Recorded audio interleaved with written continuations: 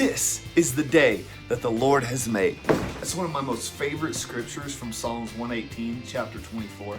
I have this really cool memory of my mom when I was still in school. She would wake me up in the mornings, as opposed to when my dad would wake me up and he would just kind of throw me out of bed, right? My mom would come in and she would say those words. She would say, "This is the day that the Lord has made. Rejoice and be glad." And she would throw open the blinds and the sun would come in. And she would either sing or say that verse. And it's something that stuck with me. And at that time in my life, those words had little meaning other than my mom quoting a Bible verse or singing it when she would wake me up. But as time moved on and as I grew up, moved out, like that was something that I just did with my life. I would wake up and I would say those words. And then I got married and drove my wife crazy because she would want to sleep. But I would wake up, open the blinds and say, "This is the day that the Lord has made. Let's rejoice."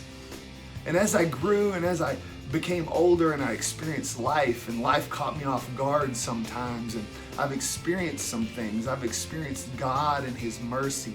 And now those words carry some meaning, because some days our first instinct is to wake up and just complain or be negative. Our first thought is full of anxiety or full of stress. And so many people wake up in the morning and their first thought is, today's gonna suck. Today's gonna be difficult. Today is gonna be a hard one. Or they ask the question, why today? Why should I even try? And we let our negativity or our circumstances dictate the goodness of the day. But what we forget is that this day, along with every other day, is the day that the Lord has made. You see, He's done for you and me what no one else could do for us. He has shown us mercy that no one else could show us. He has given the opportunity for us to have salvation that we couldn't find in anything or anywhere else. And as I think about that, and I think about how David felt in that moment when he was writing those words and he was talking about the salvation that God provided and all that God had done, and he kind of gets halfway through it and he says, this is the day that the Lord has made. No one else could have done this list of things. And today, there's some terrible things going on in our world. Today, your circumstances may not be exactly what you wanted them to be or what you thought they would be at this point in your life. But I want you to know this. The sun's still shining today. You're still alive and breathing. You can find forgiveness. The cancer hasn't won.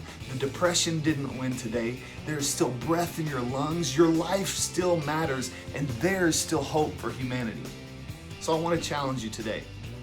Take a moment, put down the negativity. Put down the difficult moment, looking at it from a bad perspective. And realize that the only reason that you are here is because of God and His mercy. And for that reason, you can rejoice. Because God is watching over you. And if you would list those things instead of the negative things, you would say, "This is the day that the Lord has made." No one else could have done all that for me. So today, rejoice. Don't let somebody else ruin your day.